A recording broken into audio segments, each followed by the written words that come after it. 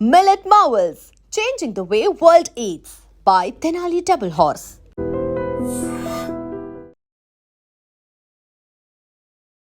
నమస్కారం, welcome to I dream. ధర్మ మార్గం విత్ విజిత కార్యక్రమానికి స్వాగతం.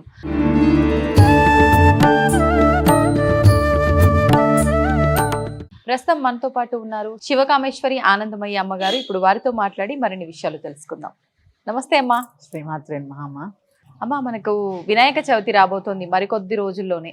అయితే ఒకప్పటి కాలంలో వినాయక చవితి వేడుకలు జరుపుకునే దానికి ఇప్పుడు ఈ నవరాత్రులు జరుపుకునే దానికి చాలా వ్యత్యాసం ఉందమ్మా. అసలు ఏ రకంగా ఈ పండుగని మనం జరుపుకోవాలి, ఆ రోజు మనం ప్రొద్దున లేచిన దగ్గర నుంచి ఎటువంటి విధానాలు ఆచరించాలో వివరించండి. యా దేవి సర్వభూతేషు ఛాయారూపేణ సంస్థిత. నమస్తస్యై నమస్తస్యై నమస్తస్యై నమో నమః. శ్రీ గురుభ్యో నమః. వినాయక చవితి అన్ని పండగల్లో కంటే కూడా అందరికీ ఇష్టమైన పండగ, పిల్లలు చాలా ఇష్టపడి చేసుకునే పండగ వినాయక చవితి. చూడండి, మన పండగలన్నీ కూడా పూజలతోటే ముడిపడి ఉంటాయి, పూజలతోనే ముడిపడి ఉంటాయి. అవునమ్మా. వినాయక చవితి ముఖ్యంగా మనమందరం కూడా ఈ సంవత్సరం తీసుకోవాల్సిన డెసిషన్ ఏంటంటే మట్టి వినాయకులనే పూజిస్తాము. ఎందుకంటే మన పర్యావరణాన్ని కాపాడుకోవాల్సిన బాధ్యత మన అందరి మీద ఉంది కాబట్టి మట్టి గణపతినే పూజిస్తాము, మట్టి గణపతినే నిమజ్జనం చేస్తాం. ఇది అందరూ సంకల్పం చేసుకోండి. ఇక ఈ పూజ ఎలా చేసుకోవాలి, నేను ఎప్పుడూ చెప్పినట్టే ఎక్కువ డబ్బులు వృధా చేయకుండా తక్కువ ఖర్చుతో ఆనందంగా పండగ జరుపుకోండి. అనవసరమైన ఆర్భాటాలు, అనవసరమైన గొడవలు ఇలాంటివి ఏం లేకుండా శుచిగా శుభ్రంగా పూజ జరుపుకోండి. పూజా సమయం ఎప్పుడైనా కూడా ఉదయం 10 లోపల చేసేసుకోవడానికి ప్రయత్నం చేయండి, మరీ లేటుగా కాకుండా. ఓకే. ఎందుకంటే మండపాల దగ్గర సాయంత్రం చేస్తూ ఉంటారు కదా. అవునమ్మా. సాయంత్రం చేసినప్పుడు ఇంట్లో కూడా ఉదయం చేసుకోవాలి. ఎందుకంటే చవితి చంద్రుడిని చూడకూడదు ఆ రోజు. చంద్రోదయం సమయానికి మళ్ళీ కథ చదువుకుని అక్షింతలు వేసుకుంటారు కొంతమంది. అవును. లేదా ఉదయం పూజ అయిపోయిన వెంటనే అక్షతలు వేసుకోవడం. ఇట్లా ఉదయం కనీస పక్షం 10 లోపల పూజ అయిపోయేలాగా చూసుకోండి. ఇంకొకటి, కేవలము ఆవిరి మీద ఉడికించిన పదార్థాలనే గణపతికి నివేదన చేయండి. ఓకే. ప్రత్యేకంగా అమ్మ ఇది వరకు ఖచ్చితంగా ఆవిరి మీద ఉడికించిన కుడుములు, ఉండ్రాళ్ళు ఇవే చేసేవారు. కొబ్బరి లౌజు, ఆయన కొబ్బరి అంటే చాలా ఇష్టం, కొబ్బరి లౌజు ఇవే చేసేవారు. పులిహార, గారెలు అన్ని పండగలకి చేసుకుంటాం కదా. ఒక వినాయక చవితికి మాత్రము ఆవిరి మీద చేసినటువంటి పదార్థాలనే నివేదన చెయ్యండి. ఇది తర్వాత ఖచ్చితంగా ఆ పూజ అయిపోయిన వెంటనే చిన్న భజనో, ఒక పాటో, ఒక సత్సంగో ఏదో ఒకటి ఆ గణపతి దగ్గర ఎక్కువ సమయం ఉండేలాగా చూసుకోండి. ఎందుకంటే అమ్మా మన జీవితంలో రాకూడనివే విఘ్నాలు. అవును. గణపతి అంటే అర్థం ఏంటి తెలుసా? ఎన్ని గణములు ఉంటాయి మనకి? దైవగణం, దేవతలు కూడా గణం, అందుకే వాళ్ళు గణపతి పూజ చేస్తారుగా. అవునమ్మా. అవును. ఆఖరికి మీరు శివపురాణం చదవండి, శివపార్వతుల కళ్యాణంలో కూడా గణపతి పూజ చేశారు. అంటే ప్రథమ గణపతి శివుడు అంటారు అందరూ, ఆయన యొక్క కుమారుడు కాబట్టి గణములకు అధిపతి అయ్యాడు. ఇలా చూసుకుంటే ఆ గణపతి మన జీవితంలో జ్ఞానాన్ని, సుఖాన్ని, ఆనందాన్ని, ఐశ్వర్యాన్ని ప్రసాదిస్తాడు. ఒక గణపతి ఇవన్నీ కలిపి ఒక ప్యాకేజీలా ఇస్తాడు. ఎందుకంటే ఆయన యొక్క చూడండి, ఏనుగు తలకాయి, మనిషి శరీరము, ఇవన్నీ కూడా విశేషాలు అనమాట. గణములు అంటే ఏం చెప్పాను? మనుష్య గణము, దేవగణము, రాక్షస గణము, వృక్షగణము, ఇలా ఎన్ని గణాలు, జంతు గణాలు, ఎన్ని గణాలు, ఏ ఏ గణాలైతే ఉన్నాయో అన్ని గణాలకి అధిపతి గణపతి. అందుకే ఆయన గణపతి. పతి అంటే ఏం లేదమ్మా, ఇప్పుడు వివాహం అయిన వాళ్ళకు కూడా పతి అంటారు, భర్త. పతి అంటే నాయకుడు. ఓ మరి ఈ మాట విన్న మగవాళ్ళందరూ నాయకత్వ లక్షణాలు అంటే ఏంటి? స్త్రీని గౌరవించడం, స్త్రీని ఆనందంగా చూసుకోవడం. అంతేగాని ఎక్కువ తక్కువ ఆ భావం ఉండదు. నాయకుడు నాయకుడిలాగే ప్రవర్తించాడు. ఇలా గణపతి అంటే గణములకి నాయకుడు. ఓకే. ప్రతి గణానికి ఆయనే నాయకుడు. ఇక ఈ గణపతి పూజలో మనకు వచ్చేటటువంటి అనుమానం, పసుపు గణపతికి కూడా పూజ చేయాలా? అవును.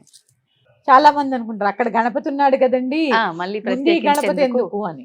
అసలు పోయినసారి వరలక్ష్మి వ్రతంలో చెప్పుకున్నా, ఇప్పుడు చెప్పుకున్నా, ఆకారాన్ని నుంచి నిరాకార స్వరూపం అంటే భగవంతుడికి ఆకారం లేదు, సర్వత్రా వ్యాప్తి చెంది ఉన్నాడని తెలుసుకోవడమే కదమ్మా ఆధ్యాత్మికత అంటే. అవునమ్మా. అందులో భాగంగానే 4 చతుర్భుజాలు ఉన్న గణపతిని పసుపు ముద్దలో పూజిస్తూ ఉంటాం. ముందు హరిద్రా గణపతికి పూజ చేసిన తర్వాతే గణపతికి పూజ చేయాలి. ఆ పూజలో కూడా విఘ్నాలు రాకూడదుగా. అవును, అందుకని విగ్రహ రూపంలో ఆయనకు ఆరాధించే ముందర పసుపు గణపతిని ఖచ్చితంగా ఆరాధించాలి, ఆరాధన చెయ్యాలి. ఓకే. మంగళవారం శుక్రవారం అయితే కదపకుండా, మా విడి రోజుల్లో అయితే పసుపు గణపతికి ఉద్వాసం చెప్పచ్చు. అని 1 రోజు ఉంచుకుంటారా, ఇంట్లో 3 రోజులు ఉంచుకుంటారా? 3 రోజులు ఇంట్లో గణపతిని ఉంచుకున్నారనుకోండి, మరి సూర్యోదయాత్ పూర్వమే లేవాలి. ఆయన ఇంట్లో పెట్టుకుని నేను 11 దాకా పడుకుంటే ఎలా? మరి మీ ఇంటికి ఎవరినో పెద్ద గెస్ట్ ని పిలిచారండి, వాళ్ళకి ఉదయం లేచిన దగ్గర నుంచి చూసుకోవాలి కదా, కాఫీ కావాలా, టిఫిన్ కావాలా, వాళ్ళకి ఏమైనా సదుపాయాలు కావాలా, ఇవన్నీ చూసుకోవాలిగా. మరి అంత పెద్ద ఆయన్ని పిలిచినప్పుడు 11 దాకా పడుకుంటే ఎలా? కుదరదు. సూర్యోదయాత్ పూర్వమే లేవాలి, స్నానం చేయాలి, శుచైన వస్త్రాలు కట్టుకోవాలి. నిత్యము ఉన్న 3 రోజులు కూడా షోడశ ఉపచార పూజ ప్రథమం లేదు, సాయంత్రం 2 సార్లు చేయాల్సింది, కనీస పక్షం పంచోపచారాలు ఇట్లా. అందుకని ఇవి చాలా ముఖ్యం.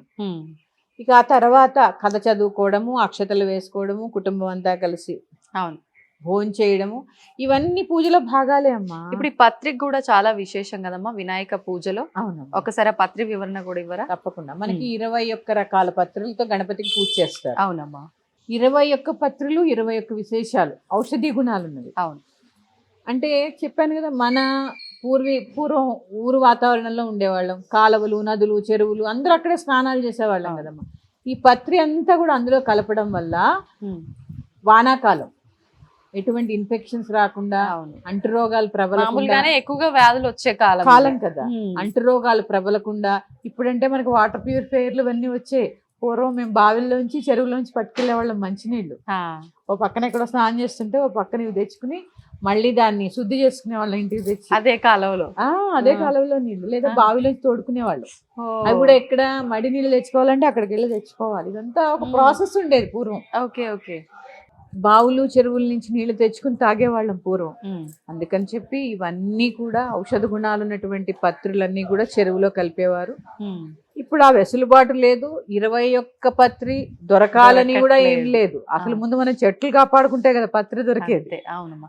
మళ్ళీ 21 రకాల పత్రి, వినాయకుడికి ఆకులు, వీటితోటే పూజ అని చెప్పి పిచ్చి పిచ్చి ఏది దొరికితే అది 21 సంఖ్య చూస్తున్నారు గానీ అసలు నిజమైన పత్రి ఇదేనా కాదా అని చూడట్లేదు చాలా మంది. దానికన్నా గరికతో చేసుకుంటే హాయిగా శుభం. గరికి చాలా ప్రీతి. తులసి దళం విడి రోజుల్లో గణపతికి ఇవ్వం, ఒక్క వినాయక చవితి రోజు వేస్తాము కాబట్టి మనకు అందుబాటులో ఉంటాయి. గరిక, తులసి, మామిడి, నేరేడు చెట్లు కూడా ఎక్కడ పడితే అక్కడే ఉంటాయి. అందుకని నేనేదో చెప్పానని 21 ప్రయత్నం చేయక ఏవి దొరికితే అవి. మరి క్రాటన్స్ మొక్కలు కూడా అమ్మేస్తున్నారమ్మా. అవునమ్మా. ఒక మంచి ఆకులో అన్ని ఏం దొరికితే అది పెట్టేయడము, ఇది పత్రి ఇదిగోండి అని చెప్పి ఇవ్వడం మార్కెట్కి వెళ్ళినా. అందుకని మనం దానిక ఏం తెలుస్తాయి మనకి, ఏమేంటో ఎక్కడ చూస్తాము, అన్ని మర్చిపోతున్న రోజుల్లో ఎక్కడ చూస్తాము అని. ఏవి దొరికితే అవి. అందుకని చక్కగా దొరికిన వాటిలో శుభ్రమైనవి, స్వచ్ఛమైనవి తెచ్చి గణపతికి సమర్పించండి. ఇప్పుడు ఈ తెచ్చిన పత్రిని అంటే కడిగిన తర్వాత స్వామివారి దగ్గర పెట్టాలా అమ్మా? తీసుకొచ్చినవి డైరెక్ట్ గానే పెట్టొచ్చా పూజలో? అంటే చెట్టు నుంచి కోసుకొస్తే డైరెక్ట్ గా పెట్టచ్చు. అసలు మామూలుగా ఏది కడిగి పూజ చేయకూడదమ్మా. కడిగి నివేదన చేయకూడదు, కడిగి పూజ చేయకూడదు. ఇట్లా తమలపాకులు కూడా తెలుసా మీకు? కడిగితే ఔషధ గుణాలన్నీ పోతాయి. దాన్ని ఒక బట్ట పెట్టి తుడవాలి తప్ప నీళ్ళలో కడగద్దు. తాంబూలం ఇచ్చేటప్పుడు కూడా కడగద్దు. ఏది కడగక్కర్లా. ప్రకృతి ఎలా ఇచ్చిందో అలాగ సమర్పించండి అంతే. కడిగి ఆరబెట్టి దానిలో ఔషధ, ఇప్పుడే చెప్పాను పత్రి అంతా ఔషధ గుణాలని. కనీసం దాని దగ్గర కూర్చుంటే ఆ వాసనకైనా కొన్ని ఔషధ గుణాలు వస్తాయి కదమ్మా. అందుకని అంటే ప్రతిదీ కూడా ఆరోగ్యానికి, మన సంస్కృతి సాంప్రదాయాలకి అన్నిటినీ మమేకం అయ్యేటట్టుగానే పండుగలు మొదలయ్యాయి. కానీ రాను రాను ఇప్పుడు మీరు చెప్పినట్టుగా మట్టి వినాయకుడిని కాస్త పక్కన పెట్టేశారు, రంగురంగుల వినాయకుల్ని పెట్టడం మొదలు పెట్టేశారు. ఈ పత్రి కూడా ఏ తోస్తే అది తీసుకొచ్చి పెట్టడం మొదలు పెట్టారు. ఈ సందర్భంగా నేను ఇంకొక సందేశం ఇవ్వాలనుకుంటున్నాను. మండపాల్లో ఏర్పాటు చేసేటటువంటి గణపతులు ఖచ్చితంగా పౌరాణిక గణపతి అయితేనే మీరు కూడా చందా ఇవ్వండి. ఎందుకు సినిమా గణపతిని పెట్టాలి? గణపతి అంటే ఏంటి మనకి? అసలు మన ఎమోషన్ గణపతి అంటే. అవును. అలా ఎమోషన్ లో ఉన్నప్పుడు ఆయన వాహనం మూషికం. అవును. అవునా? ఆయన చక్కగా నడువుకి నాగాభరణం, ఒక చేత్తో లడ్డులు, ఒక చేత్తో తొండం, ఎంత ప్రసన్నవదనం ఆయనది. అలాంటి ఆయన ఏంటేంటో క్రికెట్ గణపతి, దాన్ని ఏంటో 6 ప్యాక్ గణపతి, సినిమా గణపతి, ఇవన్నీ చేయకుండా ఘోరంగా నిజం ఘోరమేనమ్మా.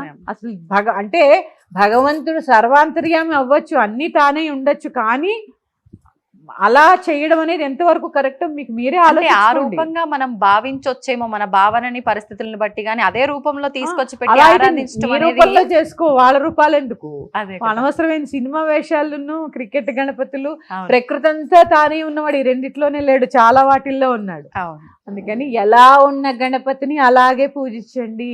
లేనిపోని అనవసరమైనటువంటి ఆకారాలు తెచ్చి అతికించి 10 తలలు 20 తలలు ఇవన్నీ ఏంటమ్మా? అవును.